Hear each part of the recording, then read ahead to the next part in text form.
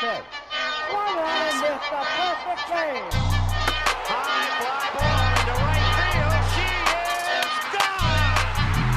In a year that has been so improbable, the impossible has happened. Fernando Valenzuela has pitched a no-hitter. Mikey Kershaw pitches a no-hitter. It is gone! It is a walk-off home run for Justin Turner! It's over! Muncy, a walk-off home run! This is way back! Walk 'em off! Chris Taylor!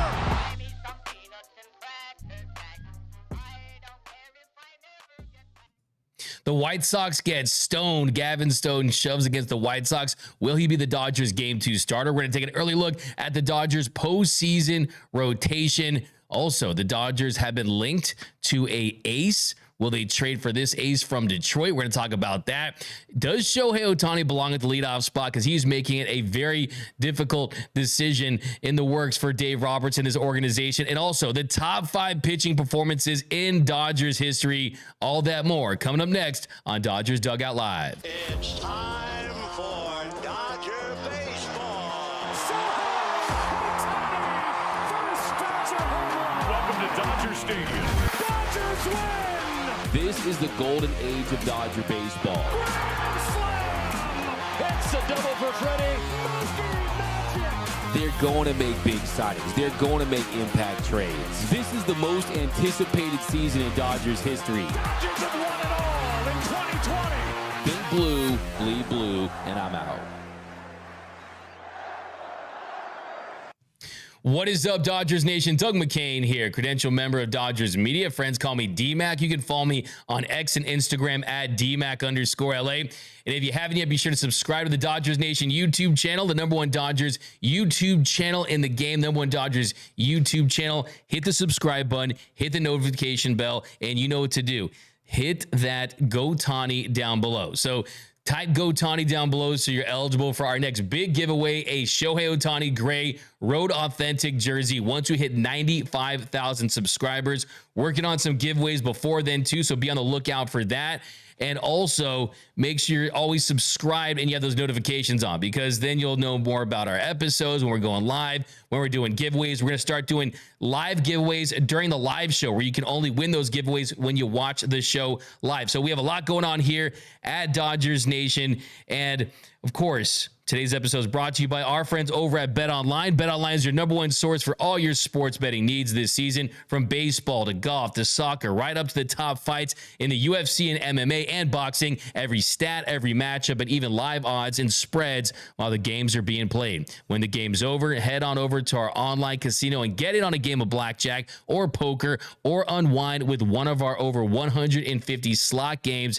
Head to the website today to get in on the action. Use promo code BLEAV, BLEAV, for your 50% off welcome bonus on your first deposit. Bet online. The game starts here. Hopefully you bet on Gavin Stone yesterday, because he was outstanding. Of course, every episode of Dodgers Dugout Live, everything you need to know about your Los Angeles Dodgers in less than an hour, starts with the Dodgers Dugout Live poll question of the show. I asked you guys over on the X, who will be the Dodgers Game 2 starter for the postseason?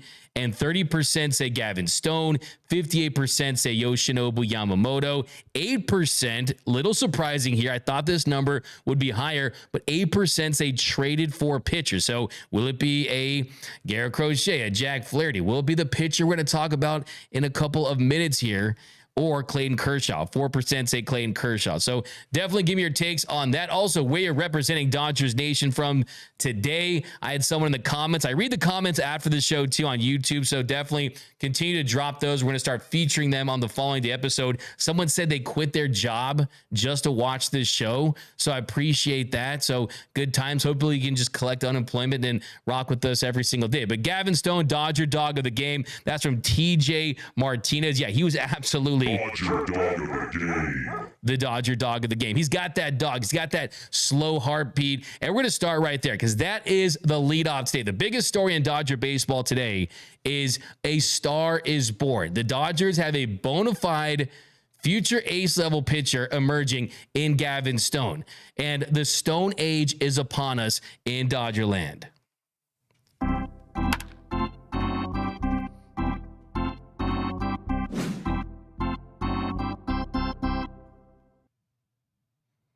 The Stone age is upon us. Gavin Stone, he proved once again yesterday that he's not a flash in the pan. This is not someone who's off to a great start and is going to fizzle out. No, this is someone who's proving every start now that he is a future ace level pitcher. And yesterday was by far his best start in his young career. He goes 9 innings, allowed no runs on 4 hits, no walks, 7 strikeouts, had 10 swings and misses. If you look at his last 11 starts for Gavin Stone, he's gone 8-1 with a 1.9 ERA. That is the lowest ERA in the National League in that stretch. He's the first rookie for the Dodgers to toss a shutout since Hyunjin Ryu did it in 2013. He's the youngest Dodger to throw a complete game shutout since Clayton Edward Kershaw in 2013. So we're talking about a rookie that at this point is making it known. His spot in this rotation is set in stone,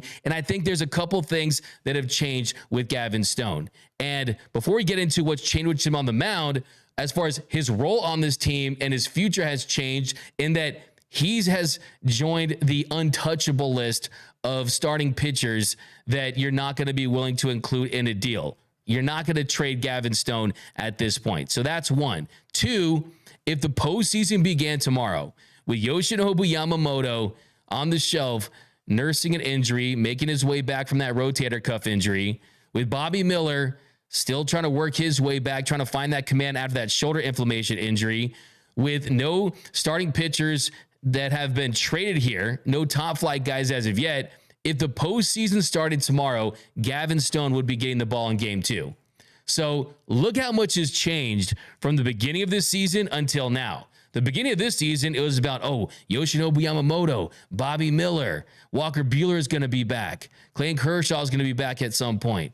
Well, right now, Gavin Stone has been the second best pitcher on the Dodgers, and we're almost at the All-Star break.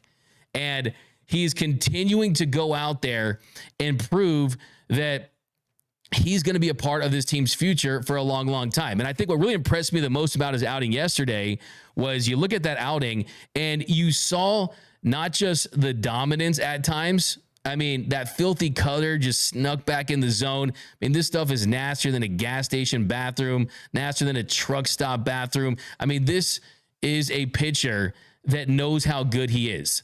Don't be fooled. Don't be fooled by Gavin Stone's Southern charm. This guy has that dog in him. This guy has the heart of a lion, and he's unflappable. The poise that he shows, the absolute maturity that he displays was apparent throughout yesterday's start. And I think the confidence that he's pitching with now, if he continues to build on that, there's no reason why he can't be a big part of the Dodgers' future and be at the very floor at this point, a solid number 3, number 4 starter, but someone that could go even higher because he doesn't rely on missing bats. He had 10 swings and misses yesterday. What really has taken him to the next level is the ability to use that cutter, is the ability to use that slider and that 2-seam fastball, which allows him to miss barrels and get soft contact. That's the biggest difference with Gavin Stone this season versus Gavin Stone when he got rocked throughout last season. We had a 9 ERA in his first taste of big league action at this level. And the big difference, like I said, is yes, the 4-seam's there. Yes, the changeup is there, but it is his ability to work both sides of the plate and the horizontal movement, right? I talked about it before the season, the east-west of his arsenal now.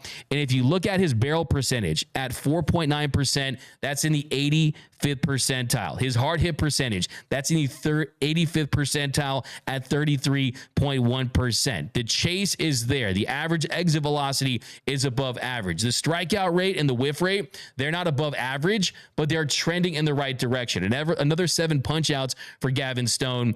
And I think yesterday really epitomized the evolution of Stone in that when he came up last year, he was a 2-pitch pitcher, right? 4-seam fastball and a changeup. Nothing east and west.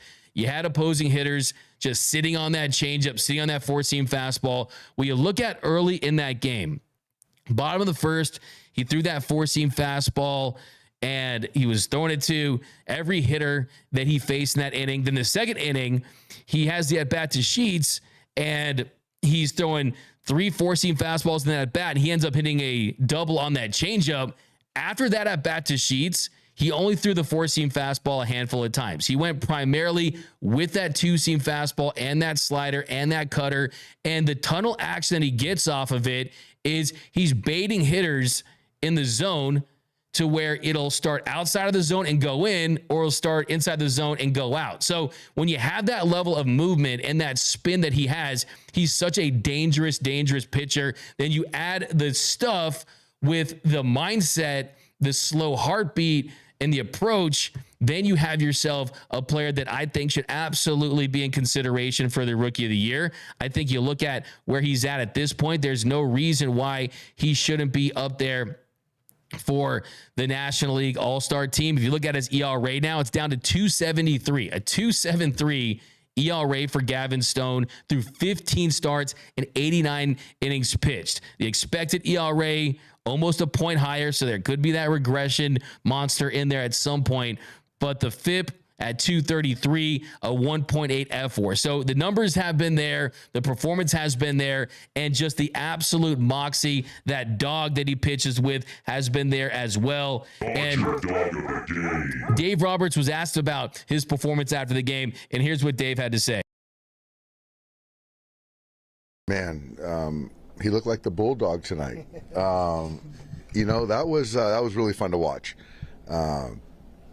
I think that, you know, you can sense a player that the game slows down when they can, specifically a pitcher, starting pitcher, where they can focus on the game plan, executing pitches, but also understand, you know, what's around them, what's happening around them. Today we are coming into the game very, very short in the pen, and so certainly to be able to keep that in the back of your mind and know what's expected of you as a starter on that particular night, and then to still go out there and execute pitches and do what he did was pretty special. And I think that's our first complete game of the year, his first of his career, and there was still more in there, and he wasn't stressed at all.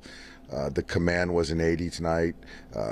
Austin, I just got to give him so much credit for the fingers and sequencing, and when you're talking about going 3 times through the lineup and even a few hitters 4 times through, you've got to do some different things, and there weren't many balls hit. Robert hit that ball really well to the line out to Rojas, but outside of that, there wasn't a whole lot of hard contact, and 7 punch, no walk, and just in complete control, just a dominant performance. And for a young player, you know, with service time like that, was really exciting and encouraging for all of us. I think that, you know, some of the guys in the clubhouse act their age, but Gavin is very mature, very disciplined, and you know, understands that he's got a job to do, and he does everything he can in his power to prepare and to perform well.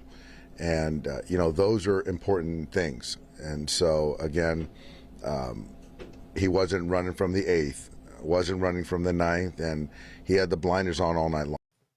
It's the fire in his eyes, man. Some great comments here. I see people out there calling him the pit bull. You have the Bulldog and Hershiser. Maybe Gavin Stone is the pit bull. Jason Mayo says Stone might be Hershiser 2.0. That's a lofty comparison, but it's a fire take right there. We got Johnny Owen. Gavin Stone's changeup is filthy. It absolutely is. Nando 390. Dave Roberts fell asleep and left Stone out to pitch the whole game. Bruh. That's a bruh.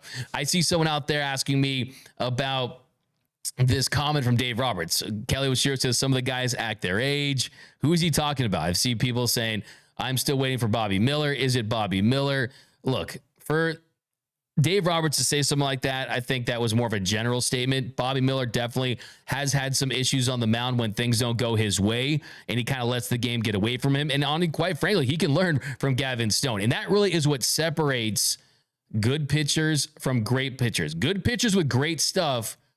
Give me the good pitcher with great confidence and great poise versus the pitcher that has great stuff that doesn't have the confidence to back it up, right? That doesn't have the mound presence and the demeanor. A lot of this is mindset. A lot of this is being able to go out there and slow the game down, like Dave Roberts said, to keep that slow heartbeat and have that ice in his veins, have the ability to go out there and just go pitch for pitch, execute pitches, and just have that aggression. I think what you love about Gavin Stone, he is an absolute dog, and he says, I'm going to attack hitters. I'm going to go after guys. He's confident in his stuff, and he's also confident in his defense. Someone asked me in the chat earlier about the poise of Gavin Lux and just the ability to put the ball in play, kind of like a Shota Imanaga. Is that going to be a route that pitchers take? Well, first and foremost, to be able to do what a Gavin Stone does, to be able to do what a Shota Imanaga does, you have to have a little more natural movement. I mean, Bobby Miller, he's got gas. Sometimes the fastball can be a little flat, whereas Gavin Stone, the spin and the location, he can miss barrels with that cutter, with that slider, and that's what makes pitchers special, right? Velocity, you can't get too caught up in it because a fastball that moves and is well located is better than a flat fastball that has high velocity that's not hitting his spot. So yeah, he was absolutely outstanding. I'm so high on Gavin Stone at this point. I think, yes, of course, Yoshinobu Yamamoto, you need Yoshinobu to return to really have this rotation meet its peak. And I certainly think that the Dodgers should add another starter no matter what, just as an insurance policy and just to increase the ceiling, to raise the ceiling for this rotation. But still, Stone's winning you over. Stone is winning everyone over. And I think it's not a situation where, oh, he's pitching well for a rookie. No, he's pitching well for a starting pitcher in Major League Baseball. He has been one of the top 15 to 20 pitchers in the sport, and that's coming off a first season where he had a 9 ERA. So all in on the Stoner. I know all you guys are Stoners out there, so I'd love to see it. Some more comments here. Bilal K, I once said Gavin Stone pitches like, hey, I'm just throwing this ball, but now he has perfected how to dart his placement. Yeah, I mean, there's always that process of guys going from starters to pitchers, right? But the recipe for Gavin Stone, like I pointed out a little earlier, was the refined pitch mix and the fact that he has more clubs in his bag at this point. He was a 2-pitch pitcher. Now he throws the slider, the cutter. You see some curveball in there as well. Yesterday, he threw 96 pitches. So, I mean, imagine that, 9 innings, and you're throwing 96 pitches. And 54 of those 96 pitches, that was a combination of his 2-seam fastball and his slider. So, yeah, last year, it wasn't happening for him just because of the limitations on the mix. This year, it's a whole different story. Like I said, you can't be Ryu out there just doing Hadoukens, right? You need the step-by-step Hadouken. You need the all-you-can, right? You need the other moves out there to really set yourself apart. We got a $4.99 super chat. Dodgers have been giving me goosebumps lately. I didn't know a sport could do that. LOL. Really? Are you serious? This is from our friend Genevieve Galvan. Genevieve Galvan. The lights were kind of bright there. I'm going to give you a comment of the show for that. Look, if the 2024 Dodgers, if this era, how about, look, game to game, they're going to have their off nights for sure. It's baseball. Baseball is going to baseball and teams are going to lose. But if the 2024 Dodgers with this roster can't give you goosebumps, this era of Dodger baseball can't give you goosebumps, then really this sport's never going to achieve that for you. But yeah, and it's a good transition there because we're going to talk about a player that makes you say, wow, every time he steps out onto the baseball diamond. And that, of course, is Mr. Shohei Ohtani. Shohei Ohtani has continued to raise his game batting in the leadoff spot. And yesterday was another good example. He starts the game off with a bomb, and this was no wall scraper. This is another deep shot for Shohei Ohtani, and you love the call from Joe Davis. Joe Davis with the marvelous, he calls him the marvelous one. And Shohei Ohtani is someone who's just at the point right now where you almost run out of adjectives. You run out of ways to describe what he does on a baseball field.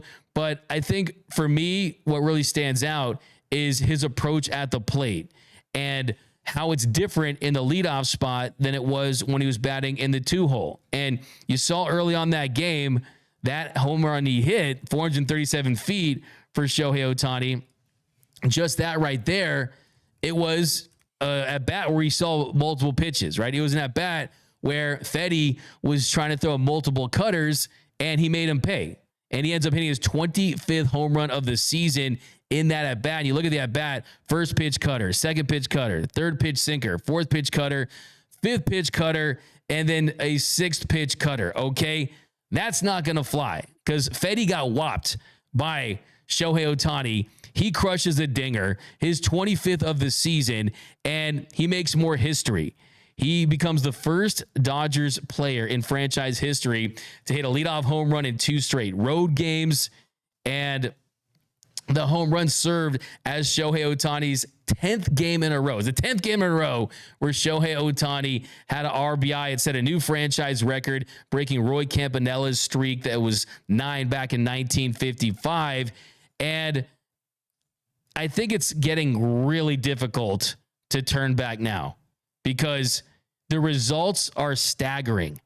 His ability to go out there and make things happen for this offense. I mean, you look at the 3rd inning, Kike, he singled to center. Barnes, he reached on an infield single. Then Ohtani, he walked on 4 straight pitches. They're terrified to pitch to this guy.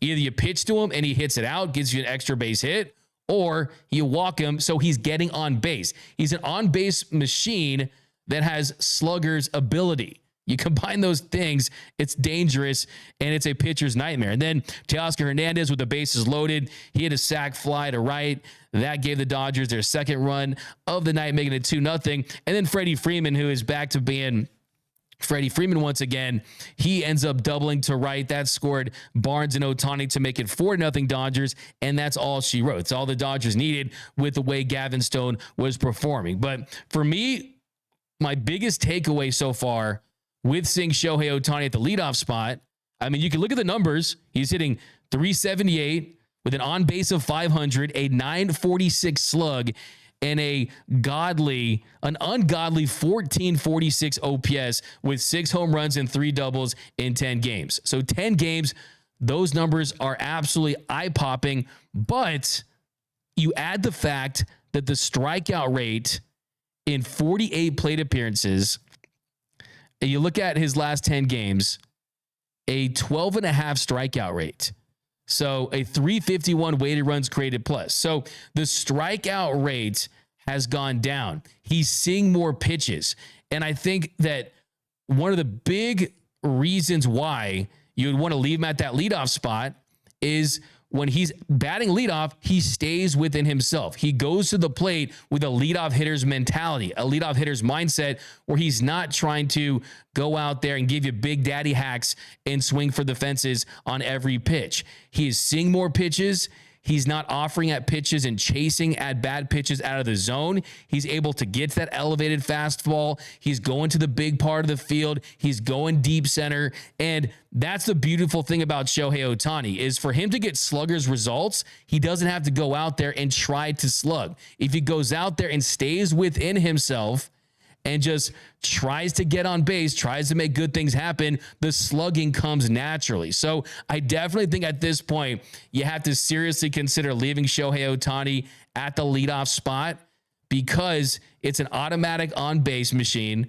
It's a player that could go deep. And I also think that you could get a better version of Mookie Betts because Ohtani can impact the game more with his speed at this stage of his career than Mookie Betts can. And I think Mookie, you want to see him turn up the slug a little bit. And with Shohei Ohtani batting leadoff and Freddie Freeman going right behind him, you can't pitch around Mookie Betts at that point. So I think you'll see him go gap to gap. You'll see him leave the yard with more regularity. So I definitely think that obviously you never want to lose Mookie Betts, but they might have just stumbled into their best lineup. They might have just found something that's going to take this offense to a whole nother level. I mean, it's insane. The Dodgers have done the impossible. The Dodgers have done the impossible. They found some way to replace the best leadoff hitter in baseball with an even better leadoff hitter. Think about that. How insane is that? How insane is that? And there's no slight to Mookie Betts. Mookie Betts is going to go down as one of the best players of all time. Shohei Ohtani could go down as the best player of all time. And I think it's very interesting. I think it's something they have to seriously consider. Shohei Ohtani, he's out there doing big things for this team with Mookie Betts out. But really, the big talk about yesterday, the biggest play yesterday, it was not the home runs by Ohtani. It was not a hit for Miguel Rojas, which locks the win, which seals the win. Miguel Rojas gets a hit yesterday. The Dodgers, they're 24-0 when Miggy Rowe gets a base hit. It was this save from the Dodgers bat boy. The Dodgers bat boy, Mr. Javier. Let's check this out. I mean, this is unbelievable stuff right here from the bat boy, because Shohei Ohtani is chilling in the dugout, and you're always a little afraid, okay, hot shots. And look at this shot right there. Look at this right here. I mean, hot shot off the bat. Javier, boom, great reaction time, makes the catch, and he just drops it off like, hey, here, just doing my job. I mean, unbelievable stuff right there. And then he just drops it off. This guy saved the season. This guy saved the season for the Los Angeles Dodgers yesterday. I mean, that bat boy Javier, Mr. Javier Herrera, he saved the season for the Los Angeles Dodgers. He is going to get the nicest World Series ring for this team, because he absolutely had those high reflexes, those quick reflexes. I mean, if that hits Shohei Ohtani, it could be out for some time. I mean, so give him a lot of credit. I wonder what color Porsche Shohei Ohtani is going to get this bat boy for saving his life. Mr. Javier Herrera, I hope it's a Dodger blue Porsche. He absolutely deserves it. Mr. Classic says Shohei going to gift a Porsche to Javi. That's what I said on Twitter. First thing that came into my mind, give Javier a Porsche from Kelly Oshiro. He absolutely saved the season. I like Golf Grouch says bat boy or Batman. Give him a raise from Craig Osterberg. Yeah, give this guy a raise. Give this guy the lifetime contract that you gave Andrew Friedman, that you gave Shohei Ohtani. I mean, give this guy a bag. So good stuff from the bat boy right there. Norman Rose says nastier than 7-Eleven sushi. He requested a Toyota Supra. That's from Alfonso Lucio. Hey, that Toyota Supra is nice. So some more comments. Norman Rowe says Mookie's going to have to pay Ohtani to get his leadoff spot back. That's from Norman Rowe. It's a fire take right there. They both have tons of money. Got $1 billion between those two pretty much. Kelly Oshirio, FYI, this year's June is down for Shohei compared to last June. He can do better. Yeah, like June Tani is real. He has the highest slugging percentage for any player in the month in the history of Major League Baseball. But still, I think at this point, you do one of two things. I've said it all week. Keep Ohtani at the leadoff, and then you stagger them perfectly. Lefty and Ohtani, righty and Betts, lefty and Freeman, and then Will Smith, who has struggled in the cleanup spot, or Teoscar Hernandez, or you move Freddie to the cleanup spot, and then you put either Teoscar Hernandez or Will Smith in the 3-hole. That's the most optimized lineup, in my opinion, when you look at the MV3 or the Mount Crushmore, the top 4 in the Dodgers lineup. But next, we're going to talk about a pitcher that the Dodgers could go after, an ace. This guy could end up being the biggest ace, the most impactful ace that could be dealt at this deadline. I'm not talking about Jack Flaherty. I'm not talking about Garrett Crochet. I'm talking about another pitcher. That's coming up next on Dodgers Dugout Live. What up, Dodgers Nation? D-Mac here. I'm here to remind you that if you have not yet, be sure to subscribe to the #1 Dodgers YouTube channel for all latest Dodgers news, rumors, hype videos, interviews, breakdowns, live streams, and more all year long. Hit that subscribe button, hit that notification bell, and if you really want to help the channel out, smash that like button. Also, you will not be eligible for any of our giveaways unless you are subscribed to the channel. So all you need to do to be eligible for all of our giveaways is just make sure that you are subscribed. We just gave away a brand new authentic Mookie Betts jersey valued at over $350. And we got tons of giveaways coming this offseason. So be sure to be subscribed so you are eligible to win. And as always, think blue, bleed blue, and please subscribe.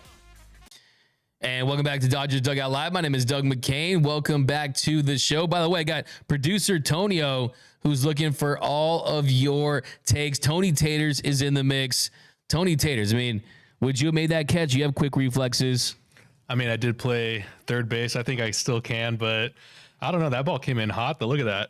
If I had a glove 100%, but barehanded, actually protecting Shohei, I think I would have, right? But easier to say than not, right?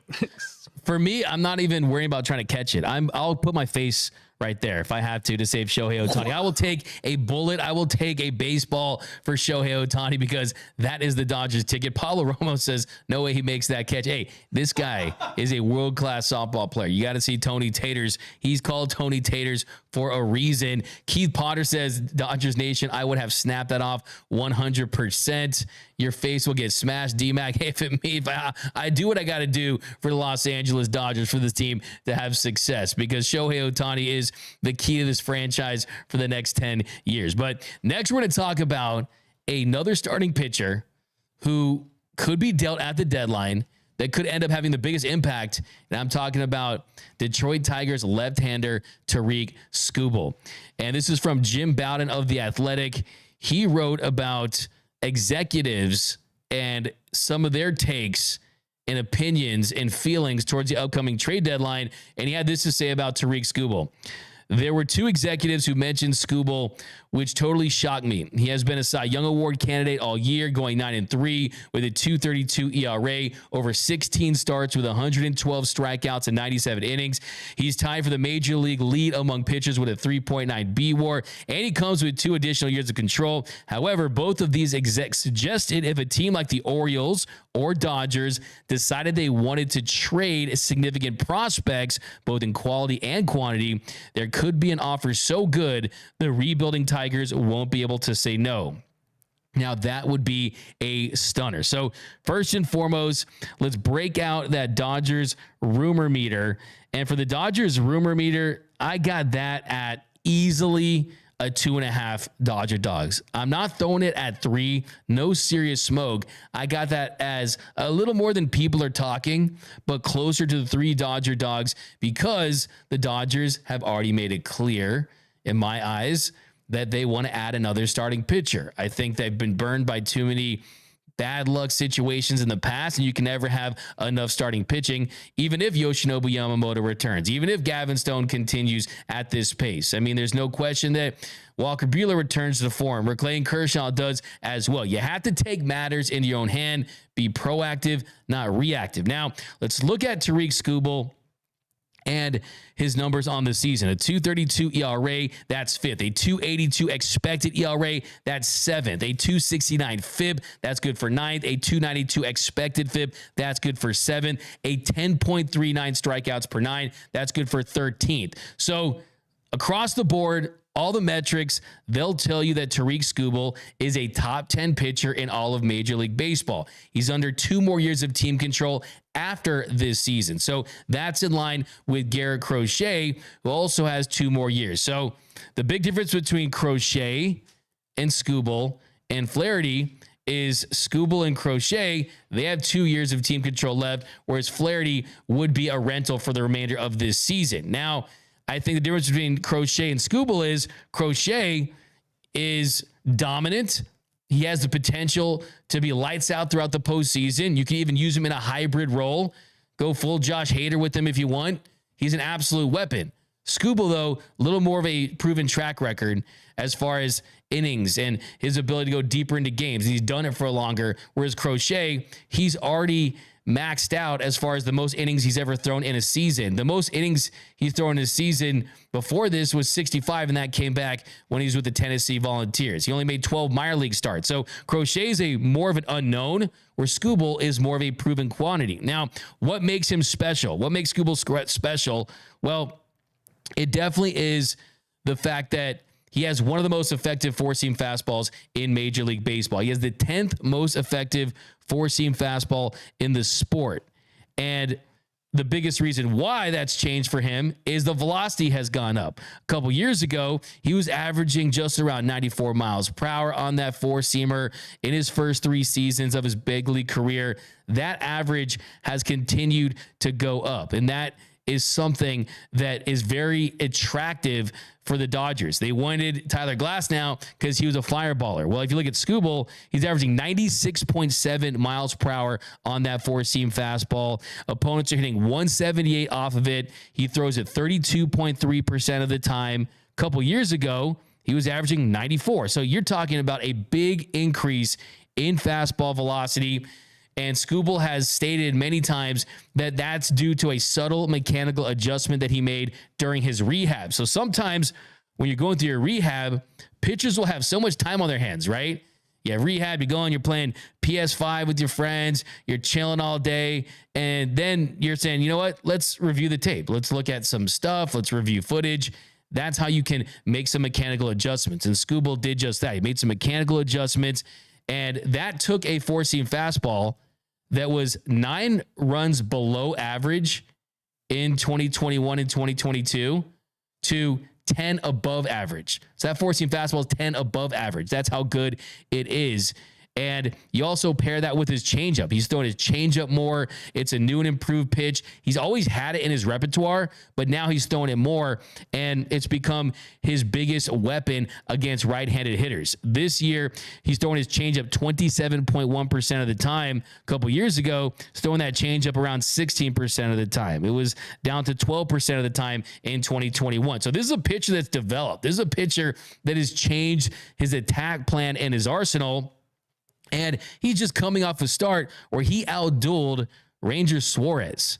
He is someone that has absolutely found his footing as a premier starter after that flexor tendon injury wiped out the rest of his 2023 season. So I think if I'm the Detroit Tigers, the discussion has to be, if you're not going to pay him in 2 years and you're not getting an extension done, might as well take advantage of him now while his value is at its absolute highest. And if you're the Dodgers and you want a pitcher that can help you this year, but also the following 2 seasons, maybe you go that route. Maybe the Dodgers don't feel confident about Roki Sasaki. Maybe they fear a Yoshinobu Yamamoto injury. Maybe they fear a Clayton Kershaw retirement, right? So you always have to be forward thinking when it comes to adding starting pitching.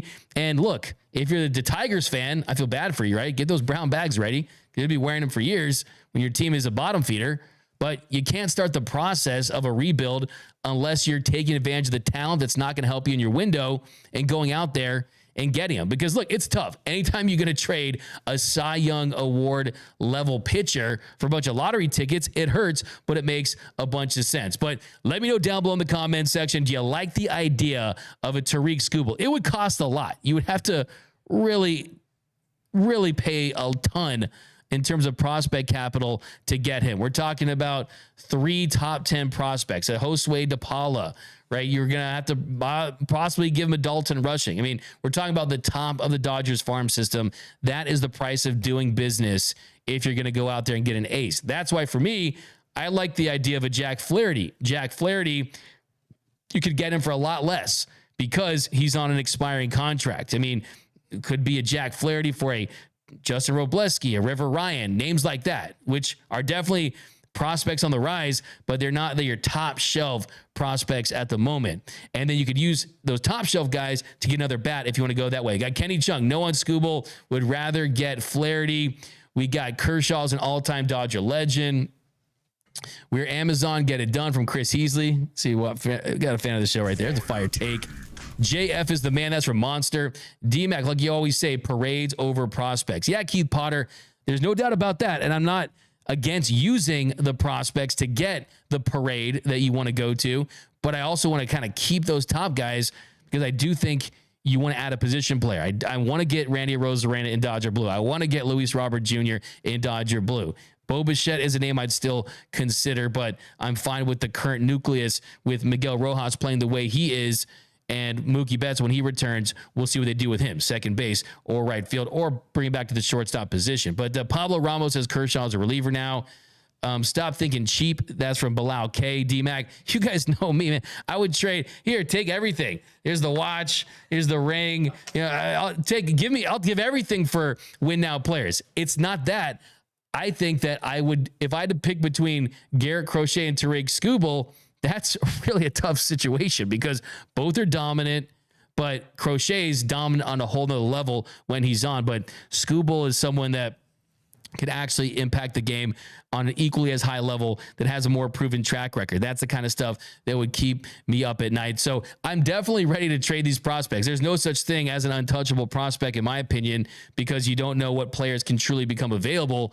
But I definitely think that in this situation, Skubal, you could get that ace in Jack Flaherty and then use that prospect capital for another bat that can help you not just this year, but next year. Remember, all the guys that they're looking at as the big impact position players, they're under team control for multiple seasons. Randy, Luis Robert Jr., Bo Bichette a year after this season as well. I mean, you got the Tyler O'Neill types that are in there as well that you could go after as rentals, but I think they're going to go bigger and they're going to bring someone in that's under multiple years of team control as a little bit of a protection with Teoscar Hernandez be on an expiring contract, right? Remember, this is the same team that went out there and traded for Trey Turner when they already had Corey Seager and then put Trey Turner at second, knowing that Seager likely was going to walk and take over that shortstop position if you're Trey Turner after that. So it does happen. But here we go.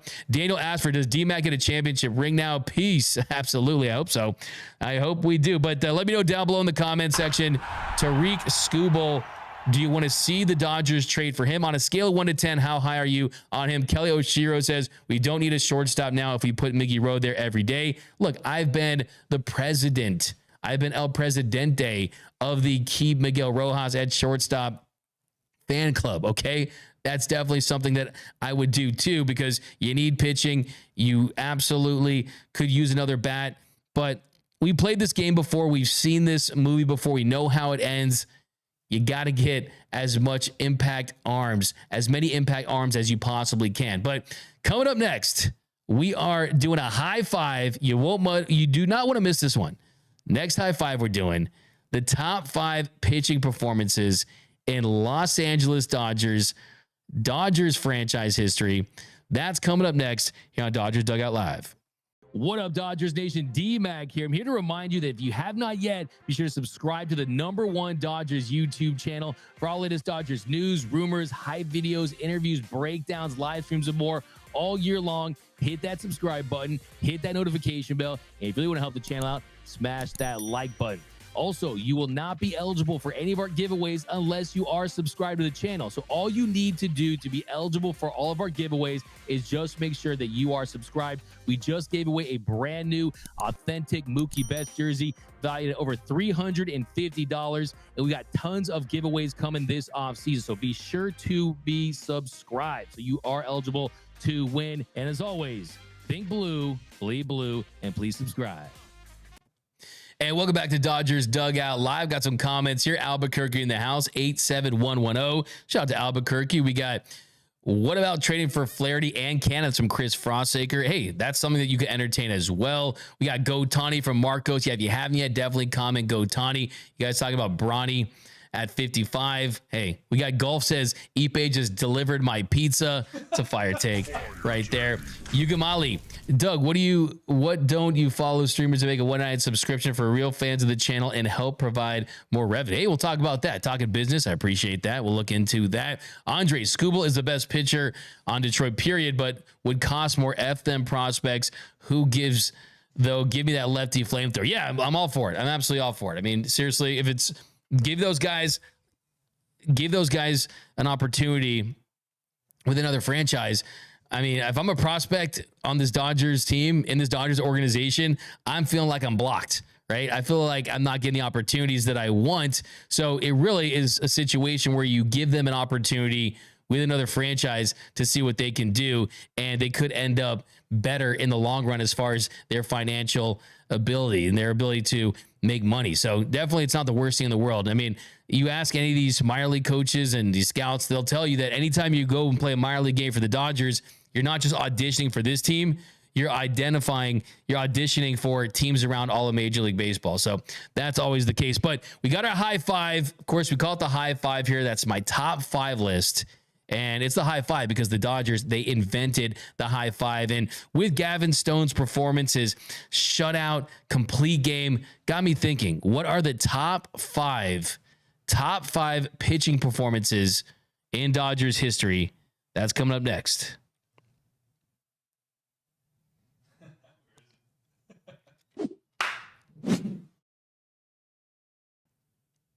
So some honorable mentions for me personally, especially Tony Taters as well. Lima time, Game 3 of the 2004 NLDS. The Dodgers had no postseason success for pretty much almost a decade, and he goes out there, he wins that game. It was Lima time. It was jubilation. I was at that game at the Ravine. That was great, but it doesn't crack the top 5. It's probably not that close to the top 5, but the top 5 is exclusive territory because this is the organization that's built on pitching. Since the Dodgers moved to Los Angeles, they have the lowest ERA of any franchise in all of Major League Baseball. Now, coming in at number 5, I have Fernando Valenzuela's opening day start in 1981. Now, it wasn't Fernando's debut. Fernando had pitched the previous season. He pitched in 10 games, 17 2/3 innings. He was pitching very well, hadn't given up a run, but he was thrusted into the opening day start against the Astros in 1981 after Jerry Royce was injured. He hurt his leg, and Valenzuela, he goes out there and he shuts the Astros down. He shuts them out, a complete game shutout, and that was the start of the phenomenon known as Fernando Mania. So with 2 out, a full count, Howe ready to go, and listen to this crowd. Most of the folks on their feet now. Valenzuela delivers. Skubal got it swinging. What a way to start. Fernando Valenzuela in his first big league start pitches a shutout. And yes, it's not a game that was in the World Series. Yes, it's not a no-hitter, a perfect game, but if he doesn't go out there and have that performance, do we really get Fernando Valenzuela? Do we really get Fernando Mania? We'll never know. But we got that in that game. And he would go on one of the best pitching runs that we had ever seen in Major League Baseball. He didn't allow a run in his first 34 1/3 innings that season. His first 8 starts, they were all complete games. He had 5 shutouts. He had 4 earned runs total. He won the Rookie of the Year that year, the Cy Young that year.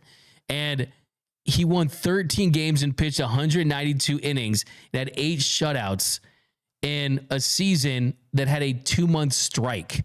So the year he had was phenomenal. Fernando Mania changed the entire franchise. It changed the culture. It had an impact that transcended just baseball in general. It brought the Latino fan base into Chavez Ravine and changed this franchise forever. The Dodgers that you know and love, the Dodgers as you know it today, would not be what it is if it weren't for Fernando Valenzuela. It all started there on opening day in 1981. Then coming in at number 4, personal favorite of mine, definitely a personal favorite of mine.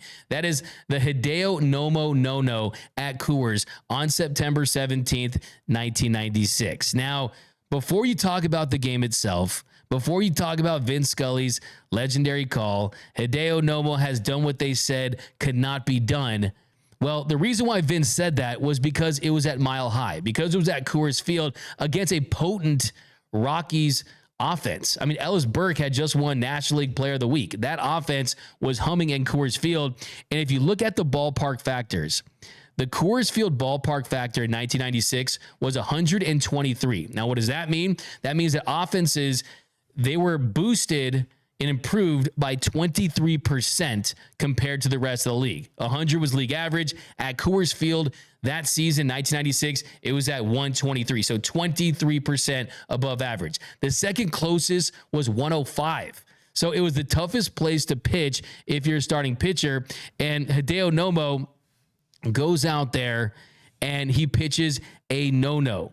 And the beautiful thing about it, too, was that he had a rain delay. There was a rain delay in that one, but he still went out there, and it was one of the most memorable performances in Major League Baseball history. And I also want to point out this. A lot of people don't remember this.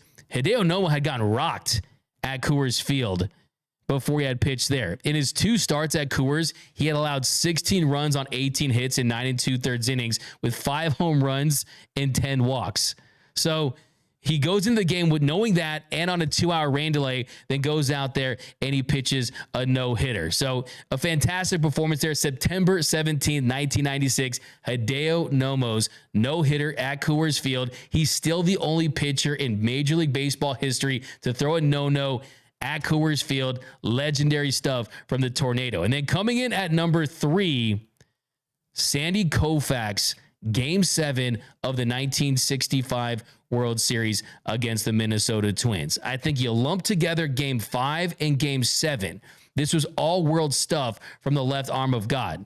He had a World Series clinching shutout, a World Series winning shutout performance by Sandy Koufax in Game 7 on 2 days rest, coming off a start where he had just pitched a complete game. He had just had a complete game on 4 hits in Game 5, and then he shut down that powerful, potent Minnesota Twins offense once again. He allowed 3 hits. He struck out 10. The Dodgers win 2-0, and they win the World Series. And the thing that blows my mind, the most mind-boggling detail, was he told Vin Scully after the game that he only had 1 pitch. He was only pitching with a fastball. So the good thing about Sandy Koufax is, yeah, he would tip his pitches sometimes, right? Every time he would lift his arm, it was a tip that a really good pitch was coming your way and was probably going to strike someone out or miss a bat. But number 3, Game 7 of the 1965 World Series, Sandy Koufax.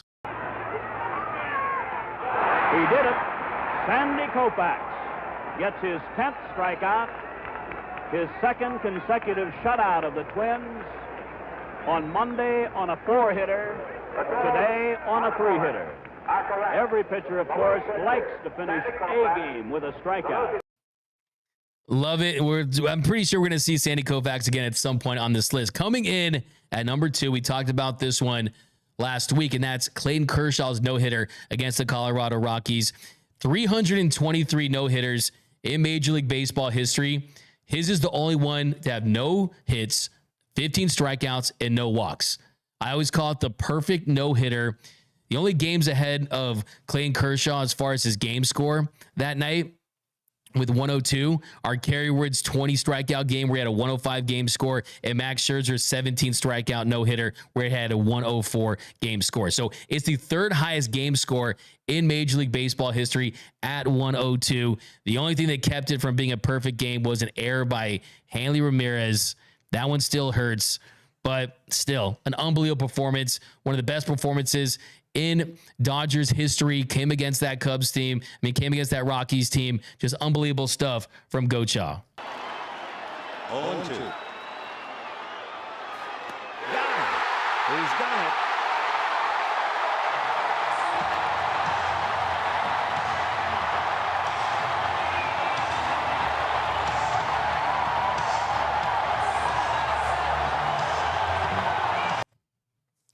Yeah, if you want to consider Roki Sasaki's perfect game, you want to consider that. But of course, talking about big league history, and yeah, Roki Sasaki's perfect game was a thing of beauty. But Clayton Kershaw, unbelievable performance, his only no-hitter, and just a great call by Vin Scully, just letting the moment just capture itself, just listening to the fans, watching him embrace AJL. It's just unbelievable. And then coming in at number 1, the only perfect game in Dodgers franchise history, September 9th, 1965. The 4th no-hitter in 4 years for Sandy Koufax, but this time it was a perfect game. And what made this so spectacular is the myth around it, the mystique around it, the fact that you don't have that footage of the game that we have with other games, right? You have to listen to Vin Scully's call. You have to watch the footage that we do have. And he got better as the game went along. The first time through the Cubs order, he struck out 4. Second time, he struck out 3. But what made this so spectacular is he had 1 strikeout in the 7th, and then he struck out the final 6 batters. He punched out the final 6 Cubs. And also, there was no margin for error. No margin for error because this game was almost a double no-hitter, right? Because the Dodgers, they got just 1 hit in that game.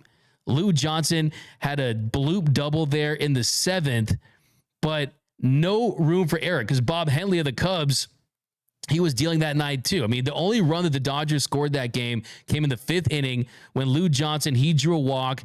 They bunted him over to second. He steals 3rd, and he scored after Chris Krug. He threw the ball into left field. So the offense was at a premium that night at Dodgers Stadium, and it was the most incredible, perfect game in Dodgers history because it was the only perfect game in Dodgers history. His game score was 101, 1 point behind Clayton Kershaw's 102. And I thought it was cool what Sandy Koufax said after the game. He said, I knew all along I was pitching a no-hitter, but I never crossed my mind that it might be a perfect game. And one of the most badass comments I've ever heard from any player by any pitcher is there's a story about Sandy Koufax and how he knew it was the end of the game. And the way he knew it was the end of the game is that he'd be shaking the catcher's hand. Meaning he knew he was going to go 9. He knew he was going to get that win. But absolutely coming in at number 1, Sandy Koufax's perfecto against the Cubs in September of 1965. It is 9:46 p.m. 2-2 to Harvey Keene. 1 strike away. Sandy into his windup. Here's the pitch. Swung on and missed. A perfect game.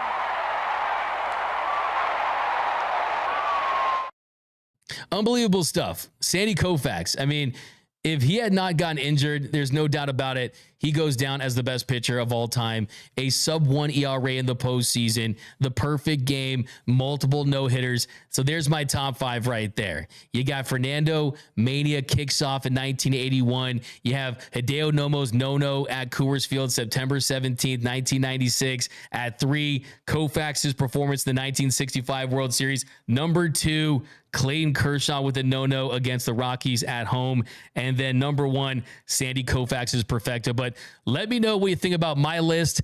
Do you have someone higher, someone lower? What do you grade my list? Do you want to see the Dodgers trade for Tarik Skubal? Let's get some walk-off shots right here. Kelly Oshiro says, oh, that gave me goosebumps. Mr. Classic says, Koufax, his fastball velo was at 93.2 miles per hour. Keith Potter, D-Mac, Dodgers pitching perform is number 1. Chan-Ho Park got Tim Belcher with a spin kick, LOL. Keith Potter, funny story about that with Chan-Ho Park is he has said that one of the reasons why he did that spin was because he was afraid that he was going to get him in the face with his spike. So he kind of pulled off at the last second there. But yeah, that was good stuff. Professor D-Mac for Hall of Fame. I appreciate that. I'll give you a comment of the show for that one. Koufax would blow today's hitters away. Arcade Light Grid. Nope. Voting is closed. It looks like we got yeah, definitely go. I think the next one will come pretty soon, but some of these comments, McJerry Jones, Bilal K, come on now. Richard, can we bring Sandy back for the postseason? Hey, I'm pretty sure he could get guys out even at this age. He's still got it. So a couple more here. Mr. Classic, Chan-Ho Park also gave 2 grand slams to Tatis Jr.'s dad. Y'all never forget that. 10 on Skubal for Jake.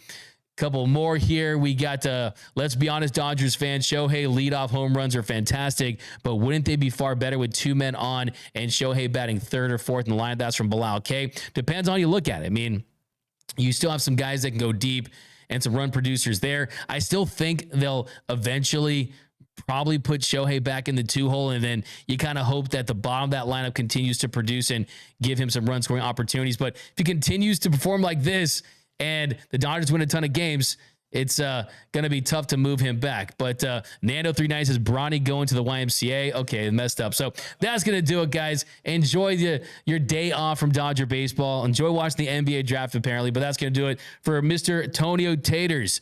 Producer Antonio, from myself, DMac_LA. You can follow me on X and Instagram at that handle.